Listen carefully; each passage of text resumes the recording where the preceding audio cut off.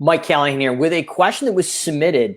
What is a CRM? And I wanted to add upon that question, and why would you need a CRM for a service business? And particularly, what are the four main functions of a CRM for a service business? So as we dive into it, I'm going to pop over the screen here, and I've got basically a quick cheat sheet. So if you're looking at a software platform to run your service business, whether it's lawn care, pest control, home cleaning, or any other service business, there is four distinct functions that a CRM will actually accomplish for you. And then obviously there's some more additional things such as automations, but there's four different areas that we really need to look at of a CRM. And probably before we dive into what is a CRM. So as we look at this here, I'm going to pop the screen open here and break this down for you. You can kind of see it. But four functions of a CRM. What is a CRM? Probably to begin with is a CRM is a customer relationship management software. So the acronym stands for customer relationship management software. So in a CRM, basically once we have a customer relationship software, the one that we actually use predominantly is Service Autopilot, is the first thing we're looking at is capturing leads. So we want to store the information about our lead or our customer in one place. And how we're getting that information about that lead or that customer in one place is we want to add the information hopefully automatically through a form. So if you're using a form in most CRMs, customer relationship management softwares, there are things called custom fields. And these custom fields will track things such as first name, last name, address, cell phone number, landline, or all the other information you need. So the pertinent information that you need will be saved in a custom field through a form and then automatically entered into the software of your choice. Now, the second option is to manually enter these when a phone call comes in. So you pick up the phone in the office and we're manually entering these in. Now, as we manually enter in these informations, we probably want to somewhat standardize the process. So one of the things we found very successful in my service business is taking a additional internal form and creating more custom fields. So as we enter this information, this basically standardized phone intake form asks for certain questions like first name, last name, service address. What services are you interested in? When's the last time has your property been serviced? Have you ever worked with another lawn care or home cleaning professional before? So we're qualifying the customer, but by using a form internally, we can also use custom fields to enter all that information into the CRM and create a standardized intake of our clients.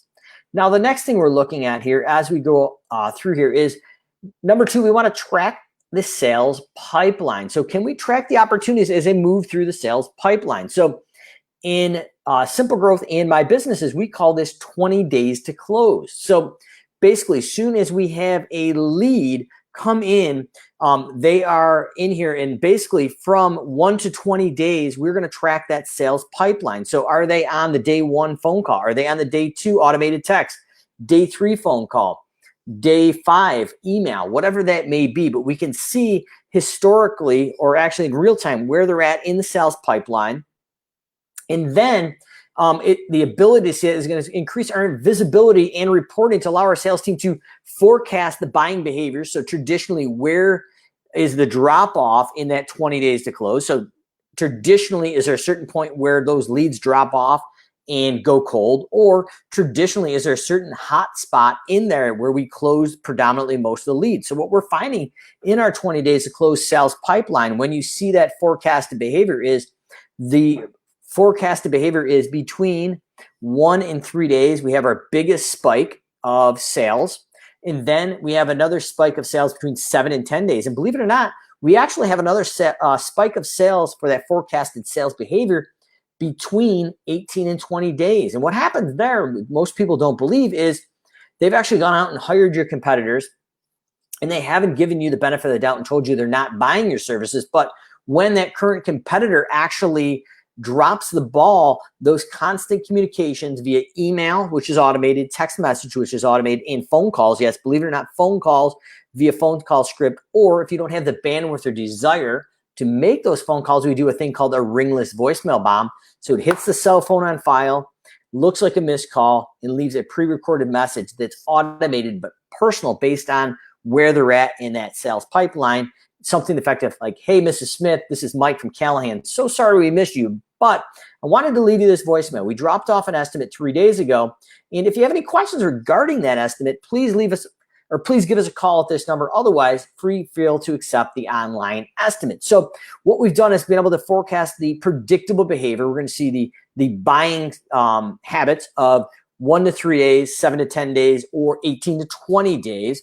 So statistically, 80% of all sales are made on 5. They heard it right, 5 or more touches. So if you're not following up on your sales and your estimates at least 5 or more times, you are missing out on 80% of the sales. So the biggest gripe I hear in the service industry is that we're getting crushed by low ballers, people who are going out with low ball prices and losing work because they have no idea what they're doing. But let's take those low ballers out of the equation. Is it possible your competitor down the street is following up 5 or more times consistently via email, text, and phone calls, and hitting those multiple communication channels, and they are there and present 5 or more times, which means they're statistically grabbing 80% of the sales in your market. And if you're only following up once or twice, you're losing out on those sales. So maybe it's not a low ball, but maybe you don't have a sales pipeline with hopefully an automated follow-up with accountability to hit 5 or more times. Now, so outside of forecasting those behaviors of in the beginning of the first 3 days, 7 to 10, and 18 to 20 days, we can prioritize our leads. So big shout out to Dylan on the Simple Growth team. But Dylan crushed it this month because he was able to, at the end of the month, in order to hit his sales goals, prioritize his leads.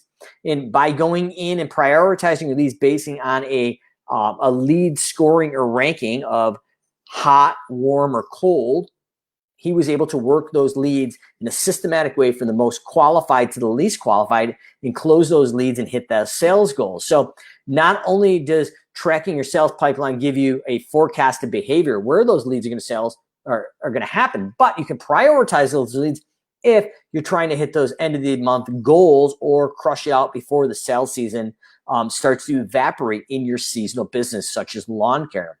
So next thing is streamlining context. And I got to give a quick shout out to Jeremiah watching, if he's still watching, the sales shark. And this gentleman has taught me some sales skills. So I want to give a shout out to the shark if he's still watching. But the third thing is to streamline your contacts. So we want to avoid sticky notes, Excel spreadsheets, and notepads, and anything else you may be doing. Maybe a note with a pen on your hand of getting these contacts information in. But if we streamline our contacts, we can get the contact information. We can track the communications. So did we leave a voicemail? Did we have a phone call? Did they respond? Did they have questions or anything else in between? So if you are the main salesperson and somebody's following up behind you and you're not in that day, what has happened with the communication? Where are they at in the sales pipeline? Next thing we want to talk about is customer service, all the interactions, sales, revenue, tracking. So did they buy one of our gateway services potentially? And those are going to be things that you can sell over the phone very quickly. So a lawn care example would be your lawn mowing, fertilizing, something measured online, and we sell them. And then we systematically go out and upsell our ancillary services that potentially could be measured or sold in person after going to the property. Or is that in the home cleaning industry, a gateway service such as a top to bottom deluxe that we give a high-low price range. So we're not committing to an exact price, but we're saying your top to bottom deluxe, your initial cleaning before the maintenance clean is going to be between $300 and maybe $350 based on how many people are living in the home and the square footage of the home and how many pets. And then we go in and give them an exact price for a recurring maintenance clean of a weekly, bi-weekly, every 3 or 4 week cleaning. So both industries have these gateway services and then ancillary reoccurring services that can be added on to raise that client lifetime value. Once we streamline those contracts, we can go in and do some tracking of the sales. What is the client acquisition cost per marketing source? What is the client lifetime value? And several other things. We want to know those different stats as we go out to build our marketing and sales pipeline, and diving back into reporting. So now that we've got this reporting with those contacts, can go in and say, okay, what is the outcome of a job costing report. So we got our start and stop times of every job we've done. We have a budgeted time versus actual. So through reporting, we can say, is this client profitable? So if my goal is to make $50 per man hour and I'm only making 45, what should I charge to get this individual client up to 50? Or if my goal is $50 per man hour and I'm making $100 an hour, well, I don't want to raise that price. So this gives you the ability for a non-emotional way to raise your prices based on the data in a streamlined contact in your CRM, your customer relationship management software. So by reporting and tracking, we take the emotions out of it and we can raise our prices on our least profitable clients, and our most profitable clients, we leave the same. So if you don't do that and you raise your prices, say $3 to $4 per visit or a percentage across the board, what you're in essence is doing is not looking at your tracking, not looking at your reporting, and pricing out and creating your most profitable clients to go out and shop you. And the final thing is analysis.